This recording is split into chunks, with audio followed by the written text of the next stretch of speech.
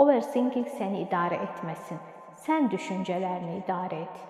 Bir şey dəfələrlə düşünmək, ağlımızda ssenarilər qurmaq, necə deyərlər, dağı arana, aranı dağa daşımaq.